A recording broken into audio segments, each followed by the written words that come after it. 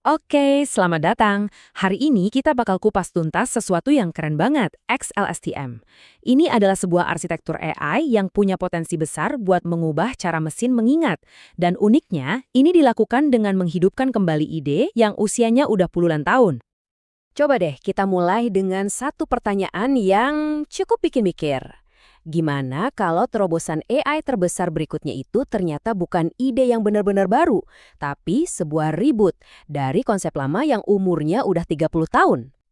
Kalau kita lihat lini masa ini, wah ini nunjukin siklus inovasi yang menarik banget. Semua berawal di tahun 97, saat LSTM muncul dan mengubah total cara mesin memproses data berurutan. Lalu, lompat ke 2017, arsitektur transformer datang dan ya, langsung mendominasi dunia AI. Nah, sekarang, di 2024, XLSTM diusulkan. Ini seperti membawa si veteran LSTM dan memberinya upgrade teknologi modern. Oke, supaya kita benar-benar paham kenapa XLSTM ini penting banget, kita harus mundur sedikit dan lihat dulu masalah yang ada di pendahulunya, yaitu Long Short-Term Memory atau yang biasa kita kenal sebagai LSTM.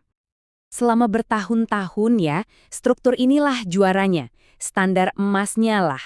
Sel LSTM ini dirancang biar AI punya semacam ingatan.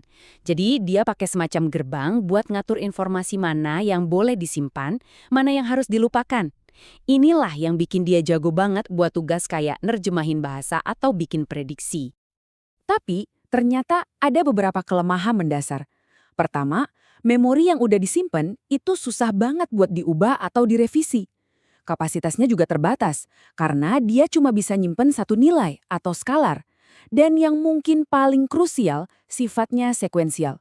Artinya, dia harus proses data satu-satu, gak bisa barengan. Ini jelas bikin lambat di hardware modern yang udah canggih. Nah, dari semua masalah tadi, lahirlah XLSTM. Ini adalah sebuah proyek yang dipimpin oleh salah satu pencipta LSTM-nya sendiri loh, Seb Hochreiter.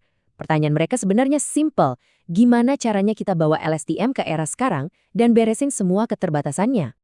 Dan gambar ini nunjukin solusi mereka dengan, ya, cemerlang. Ini bukan cuma sekedar perbaikan kecil-kecilan. Ini benar-benar desain ulang total dari sel memorinya, yang sekarang dipecah jadi dua blok baru yang jauh lebih kuat, SLSLT dan MLSLT. Oke, sekarang ayo kita bedah dapurnya. Apa sih resep rahasia di balik arsitektur baru ini? Gimana caranya komponen-komponen baru ini bikin XLSTM jadi jauh lebih unggul? Jadi ada dua inovasi utamanya. Yang pertama, SLSTM atau Scalar LSTM. Dia pakai yang namanya Exponential Gating. Anggap aja ini penjaga gerbang yang jauh lebih pintar dan fleksibel dalam memutuskan informasi mana yang penting. Terus yang kedua, dan ini yang gila, adalah MLSTM atau Matrix LSTM. Ini yang mengubah total permainannya. Memorinya di-upgrade dari yang tadinya cuma bisa nyimpan satu nilai, sekarang bisa nyimpan satu matriks penuh. Ini nggak cuma bikin kapasitasnya meledak, tapi juga akhirnya memungkinkan pemrosesan paralel yang cepat.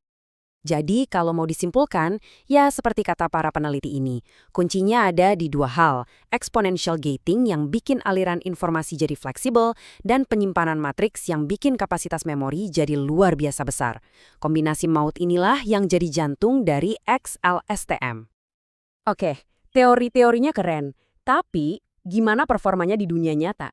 Mari kita lihat buktinya. Gimana model baru ini kalau diadu sama pendahulunya dan juga model-model canggih lainnya? Coba lihat ini. Di salah satu studi buat prediksi harga saham, skor akurasi XLSTM itu 0,75. Sementara LSTM yang lama cuma 0,45. Lompatannya jauh banget. Artinya, prediksi dari XLSTM ini jauh lebih bisa diandelin buat ngejelasin pergerakan harga. Nah, di grafik ini kelihatan jelas banget bedanya. Lihat deh, garis hijau itu prediksinya XLSTM. Nempel banget kan sama garis biru harga aslinya? Sekarang bandingin sama yang orange, itu LSTM. Wah, kelihatan kan melencengnya lumayan jauh di beberapa titik. Beda kelas. Dan kehebatannya nggak cuma di data keuangan loh. Waktu diadu buat prediksi bahasa di dataset Slim Pajama, XLSTM lagi-lagi ngalahin model-model raksasa kayak Llama dan Mamba. Skor perplexity-nya paling rendah.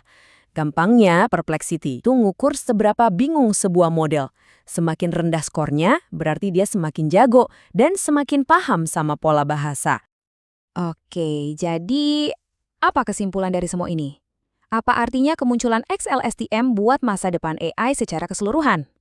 Singkatnya, XLSTM ini paket komplit. Memorinya jauh lebih kuat, prosesnya lebih cepat karena ramah sama hardware modern, dan memorinya bisa diupdate secara cerdas. Tapi mungkin yang paling penting adalah soal skalabilitas. Beda sama transformer yang makin boros tenaga kalau urutan datanya panjang, XLSTM ini lebih santai. Kebutuhan komputasinya naik secara linear, jadi jauh lebih efisien. Tapi penting ya buat dicatat, XLSTM ini bukan berarti mau membunuh transformer. Anggap aja ini sebagai alat baru yang super canggih di kotak perkakas AI kita. Dia adalah alternatif yang sangat kuat dan efisien, terutama untuk tugas-tugas yang butuh ingatan jangka panjang dan efisiensi tinggi. Nah, ini ninggalin kita dengan satu pertanyaan penting buat direnungkan. Seiring AI makin jadi bagian dari hidup kita, mana yang nantinya akan lebih penting? Kekuatan komputasi mentah yang boros atau efisiensi yang cerdas? Cuma waktu yang bisa jawab.